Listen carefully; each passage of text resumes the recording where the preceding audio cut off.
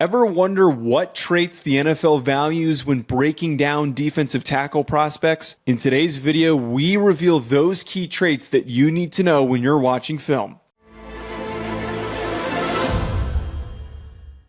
Ryan, this is an exciting one for me. I think that defensive tackle is my favorite position group to talk about. I have so much fun watching defensive tackles. I always watch way more than I'm supposed to every single cycle because they're just so exciting to see what they're doing in a very unheralded manner.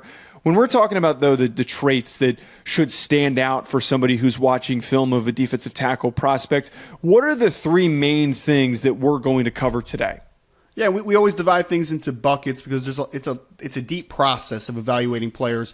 But for the most part, the first thing that you're always going to look for a defensive tackle is their first step / get off / explosiveness. So how quickly do you get off the line of scrimmage, off of the snap?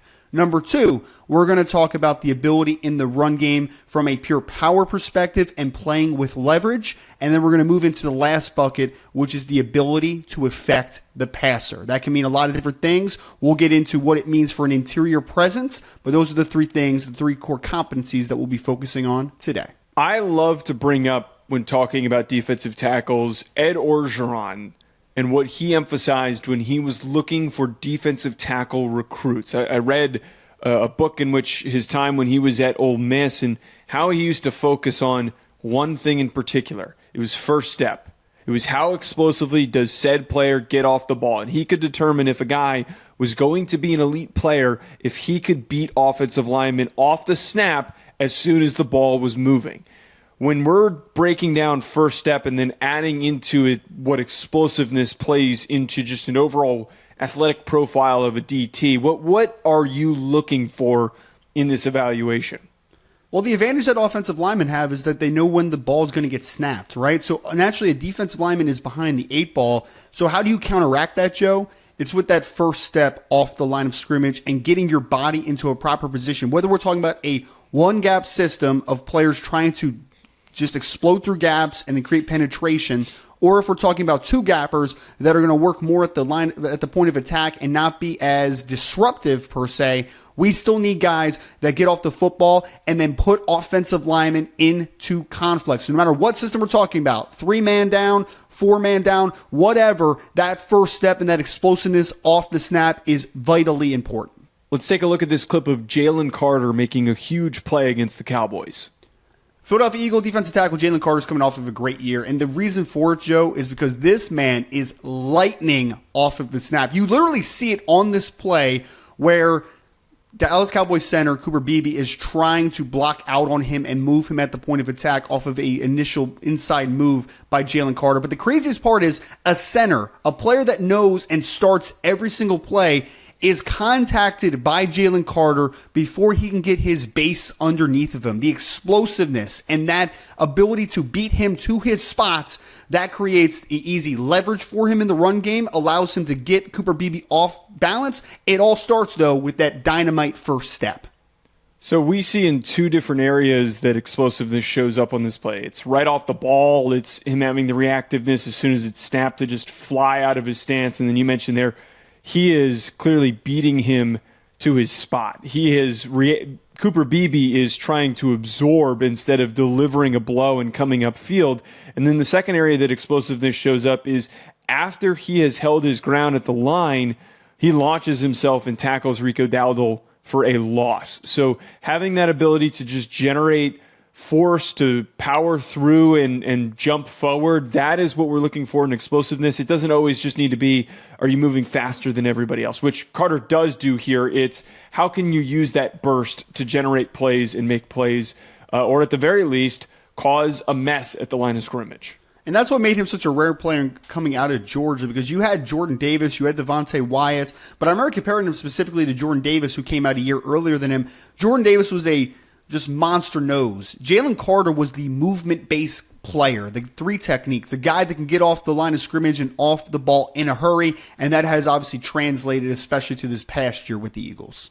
Having great power is really important for a defensive tackle just sticking on a roster. You don't need to get sacks. You don't need to rack up sacks. But if you're a player that is wreaking havoc by holding your ground, that is something that can lead to very long and also very fruitful careers for a defensive tackle once they get to the NFL. How would you describe power for a prospect? And then secondly, bringing in this convo of what leverage means for a defensive lineman. I mean, just the basic principles, Joe, is when you're an interior defensive lineman, you're going to be working against multiple blockers a lot of the times. These combo blocks, these combination blocks that are trying to displace you and move you at the point of attack. You have to be able to play with good lower body and upper body strength to work at the point of attack and ultimately not get moved off the spot. But there are some naturally strong people that play with a bad base, that play too upright, and they completely destroy their power profile. So when we're talking about leverage, leverage is the ability to stay low and to gain inside position of a blocker, to gain extension of a blocker. So we're talking about coming out low, coming out with power, and then basically jarring the offensive lineman back to hold proper position. That is everything involved with playing with power and then creating leverage in the run and pass game at times.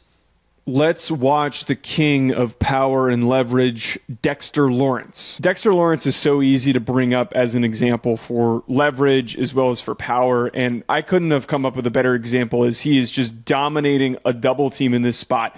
He's a big dude. He is the best nose tackle in the NFL because of the fact that at 6'4", he's still able to play underneath centers and guards. He's not supposed to be able to be lower than Garrett Bradbury in this situation, but he stays low, keeps his pads low, anchors and digs his feet in. There is no push off the line from the Minnesota Vikings guard in this situation, and he splits this double team super easily, allowing for him to make a play at the line at the, 1-2 yard line. This is the epitome of power, and if you're going to characterize a guy as having elite power, they need to be doing stuff like this on film. They don't need to always be making the tackle, but they need to be immovable at the point of attack against double teams.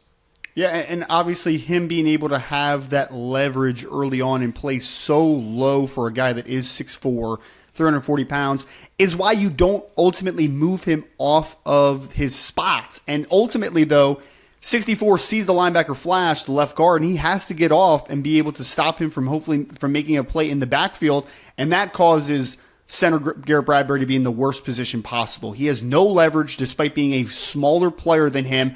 He should conceivably, Joe, be able to play underneath of Dexter Lawrence consistently. But the fact that Dexter Lawrence is so good at maintaining that low center of gravity, playing through contact, and ultimately getting off of blocks, that is what makes him such a rare overall player for his size.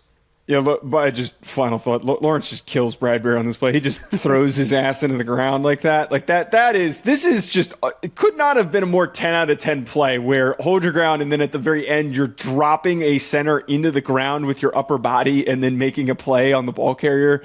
You couldn't ask for much more. And again, guys who do stuff like this are going to be placed into that elite category. All right, the last piece here, Ryan, pass rush impact. It doesn't always mean that a defensive tackle is getting sacked. Sometimes it means that you're just collapsing the pocket, forcing a quarterback to step up or slide, which then leads to a pass rusher on the outside making a play. But when we're just encapsulating that pass rush impact, what are you looking for? Yeah, so like you said, not everybody's Aaron Donald. Not everybody's going to get 20 sacks in a season on the interior. That's just a rarity. But there are a lot of levels to being a disruptive player against the pass. First and foremost, the ability to win with power in tight windows, the ability to collapse a pocket. You could also put that into having a pass rush plan and being a little bit more of a finesse player and having the explosiveness to ultimately win a gap. So collapsing pockets, getting off of blocks, creating pressure, and then getting the quarterback on the ground, those are all a part of the overall principle of being an effective player against the pass. Let's catch this clip of Chris Jones as he's getting a sack on Justin Herbert.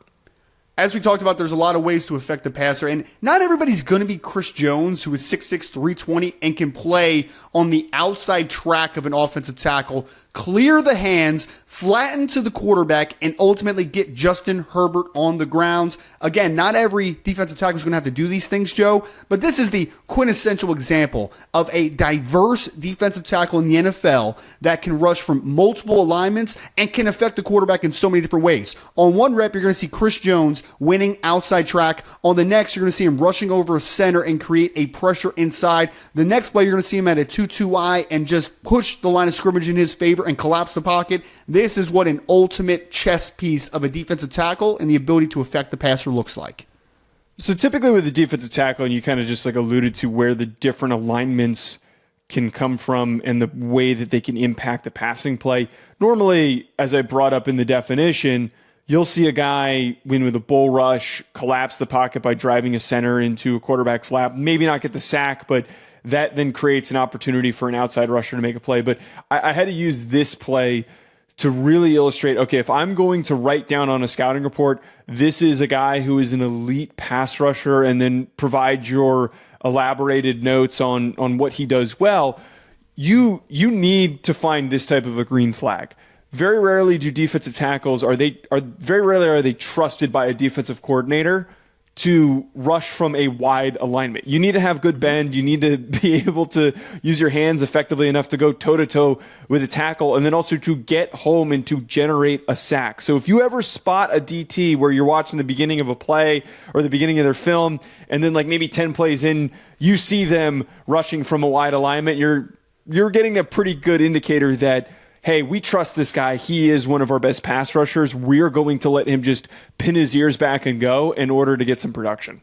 And we have to remember all the buckets that we talked about are all interrelated. What is the first thing you notice about Chris Jones here? Forget about the wide alignment stuff. It's that first step, man. He gets off the line of scrimmage and is able to threaten that outside shoulder of the left tackle because he is so explosive off the ball. You see the finesse, you see the hand usage, you see the overall athleticism and ability to turn that corner, and then you ultimately see the flatten and finish at the quarterback. Power, explosiveness, flexibility, finesse, it is all wrapped into one player in Chris Jones. Thank you, everybody, for tuning in. Comment below, who is your favorite defensive tackle in the NFL? Hit that like button and subscribe if you enjoyed the video. We'll talk to you later.